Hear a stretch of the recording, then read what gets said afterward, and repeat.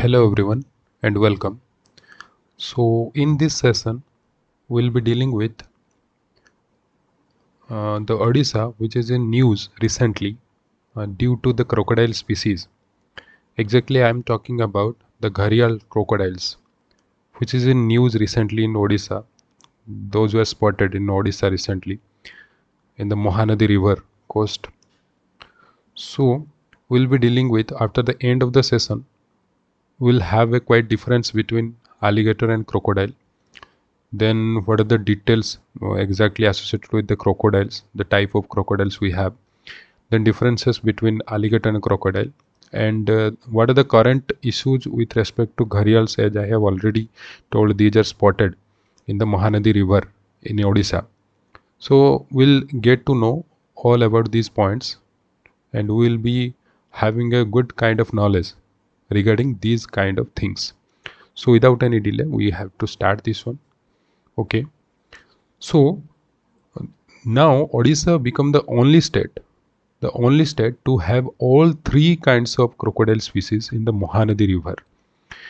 In the Mahanadi river, we know that this is the largest river in Odisha itself, and this is a home to much more amount of crocodiles in Odisha, found in Odisha exactly. And these are normally found in the coastal region of Odisha, in the coastal region of Odisha, in these river areas, the backwaters. And Odisha is becoming the and has become the only state to have these all three kinds of crocodiles. And these three kinds of species include the reptile freshwater gharial, the primary one, the gharials, and the muggers. These are also the freshwater species, and then the saltwater crocodiles. So these three species. So Odisha become the only state in the country to have these three species located and find out in Odisha itself. So we can see here, this is the gharials which I was talking about. This is the gharials. These are normally the fish eating crocodiles, fish eating groups. They normally catch and prey the fish, and normally they possess no harm to humans. No harm to humans, these species. And then these are the muggers, and these are the saltwater crocodiles. We'll have a quite details regarding these of the species. So first, the saltwater crocodile. So these are the largest living reptile known till now. Largest living reptile ever known till now. And is even larger than the Komodo dragon. Even larger than Komodo dragon. And its average lifespan is around 70 years. Up to 70 years, the lifespan. And the saltwater crocodiles are among the most aggressive of all marine animals and are known to attack and eat people. So that's why that this one causes much more dangerous. So that's why they are mostly posed by the human beings, the hunters. And we know the crocodiles are posed and killed by the human beings mostly for their skin. Mostly they are killed for their skin purpose. They are hunted down. And these saltwater crocodiles also causes much more damage to the human beings, especially in the regions where they interact with the human beings. The region of interaction between the human beings and that of these saltwater crocodiles. And they normally the kill rate of this one are very high in comparison to other crocodiles, the saltwater crocodiles. So these are a kind of largest living reptiles ever. These are very large. Their structure is very large, the shapes, and attack and eat people also. So many examples are there where they are attacking and eating people, and they are more feared than that of sharks. More feared. Okay? They attack in a very high rate in comparison to the sharks. Exactly. Then the second one, the mugger crocodile. The scientific name Crocodilus palustris.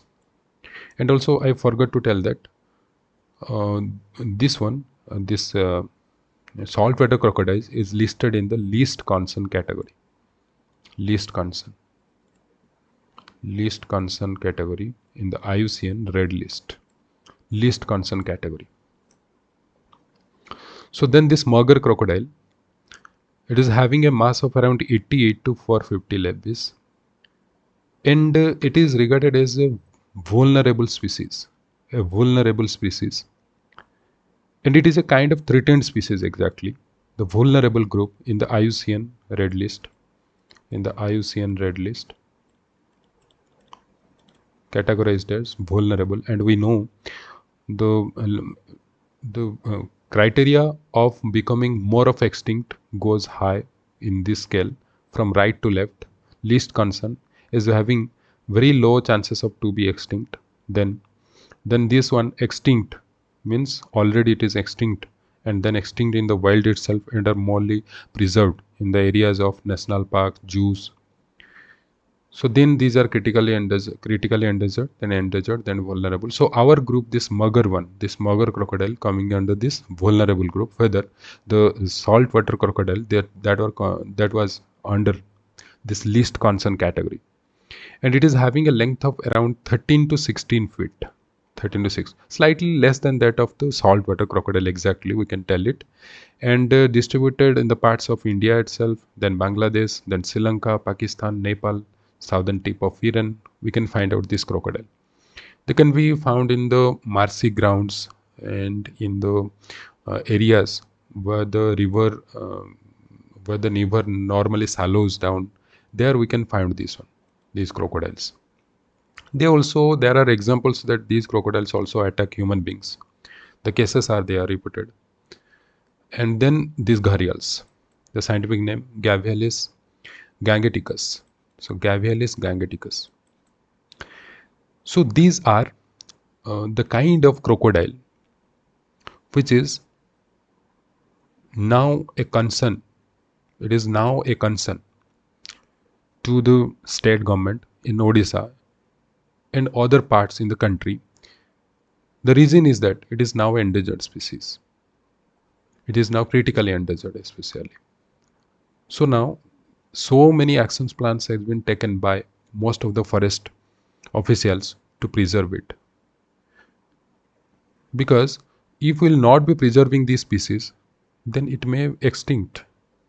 Then a very short period of span, it may extinct in the world. So here, the teeth and jaws specially adapted to eat fish and crustaceans. So they have this kind of fish, this kind of jaws or teeth we have, and not a threat to humans exactly. They normally don't come over to face the humans exactly. So they go away whenever they come in close contact with the humans. And less than 200 breeding adults left in the world. Only 200 breeding adults are left in the world. And we can see here, this is the female one and this is the male one. And the male one, we can have this one. This part is called as ghara. Ghara. The ghara, it is a type of bulbous growth of the adult males. It is used to blow bubbles over the surface of water, and it produces a sound to attract the males, to attract the females exactly, the mates. They can attract by producing some bubbles in the water and producing a specific sound that may be correspond by their mates. And a mere differences like how they look like the saltwater crocodile and the freshwater crocodile exactly. And here there is a differences between the face or the kind of structure of alligators than crocodiles, and these are the gharials and false gavial, and this is the caiman. A kind of morphological differences how we can identify these species. And also here there is a comparison of the alligators and crocodiles of the world. So this is a spectacled caiman, and this is a alligator exactly, Chinese alligator, found in China and coastal region of Japan also. And then this is the Indian gharial, this one, and this is the mugger crocodile. We have already seen this one, and this is Siamese crocodile, and this one is the American alligator exactly, and this one also American alligator, but albino type, means lost the color due to some mutations. And then Cuban crocodile, this one, and saltwater crocodile, the largest ever crocodile ever, this one, and these are the Nile crocodile. So we can have that, and this one is exactly the freshwater crocodile. We have the Nile crocodile, and these are the saltwater and the largest ever crocodile ever.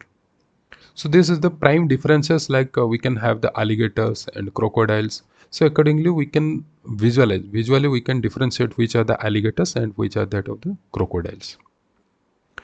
So there is a mere comparison between crocodile and alligators. So crocodiles we can find them in Asia, Africa, Central America, Malaya, Indonesia, and North Australia in specific. And mostly found these alligators are found in the North America and China itself. So mostly they are distributed in these regions of North America and China.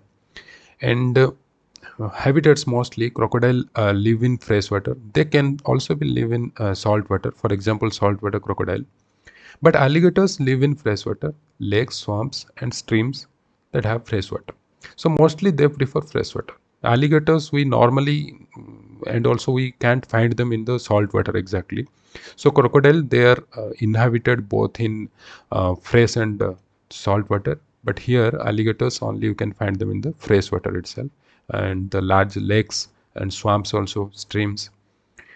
And their habit, like these are more aggressive. Crocodiles are more aggressive and dangerous to human. They cause very danger to humans. And these are very less aggressive. These are almost less aggressive, not that much kind of crocodiles, and attack when provoked. Only when they are provoked they normally attack. Otherwise they don't go for attacking the human beings. And these mandibular teeth like fast into a maxillary groove and visible externally. The four mandibular teeth, they first into a maxillary groove exactly and visible externally, we can see here. And these fits into a pit and not visible externally. These are not externally visible, we can see here. These are critically externally visible, but where we can't externally visible them because they are set in a pit. They are already set inside a pit. And they are having the teeth are unequal, and here very unequal we can find out the teeth. Always we can find these teeth unequal both in case of crocodile and that of the your alligator. But in the alligator itself these are very unequal. And 8 meters long, the body is having 8 meter. Normally these are lengthier, more lengthy. And these are having the size of around 3 meter long, and color olive green with black spot on the bands, and steel gray color we have in case of alligators. And moderately long and pointed snout. The snout we are having, the snout portion, this is snout portion, which is moderately long and pointed. But here it is quite short and broad type. It is quite broad and short. And it is having long pointed jaw, which is V-shape. V-shaped jaw we are having here, V-shaped jaw. But here we are having a U-shaped jaw, wide round jaw, U-shaped. See here, we can have the differences between them. Then why this was in news? The reason is that in the Baldamara area of this Mahanadi in Odisha, 28 hatchlings of reptile freshwater gharials were spotted towards the end of May. Towards the end of May this year, around 28 hatchlings were spotted. See, these were spotted, and this is a very good news. You can see this is a very good news because Odisha government tried so much to increase their size, to increase their number exactly, but it failed so many times. Like so many times some operations were carried out to provide number of hatchlings and number of species, number of these crocodiles into the area, but every actions were failure. But when a natural hatchling, these natural conditions, these 28 hatchlings were spotted, is a kind of afflure for this government by the nature. And Odisha has seen natural nesting of the species since they were first introduced in its river back in 1975. From 1975 onwards, Odisha has not seen this natural nesting, and now this natural nesting is seen. in Odisha coast. So it is a very good news, because initially when 11 number of crocodiles over the last 3 years, when 11 number of crocodiles were left in these areas, within them just 2 were spotted due to their radio collar leg, which were used to track them, and 6, these are lost totally, and the remaining only able to grow into the adult one. So the kind of thing that these type of species, they must be preserved to the maximum, so that such a critically endangered species must have a space over the area that they were expected to find. Okay. And see here, they have been listed as critically endangered exactly on the IUCN Red List since 2007. And they have also been granted full protection by the law and listed in the Schedule 1. So they are listed in the Schedule 1 because we know in the Wildlife Protection Act of 1972 in India, the animals which are listed in the Schedule 1, they are having must and much protection provided to them, which are listed in the Schedule 1 of Wildlife Protection Act of 1972. So this is the species mentioned in the critically endangered category, and critical and endangered category in the Schedule 1 in the IUCN Red List, also Schedule 1 in the Wildlife Protection Act. So that's why some actions are carried out regularly to visualize and to preserve this species in the area of their natural habitat. Okay, we can have that. We have already seen kind of categorical differences. Like what are the different lists created by this IUCN? Okay, so thank you.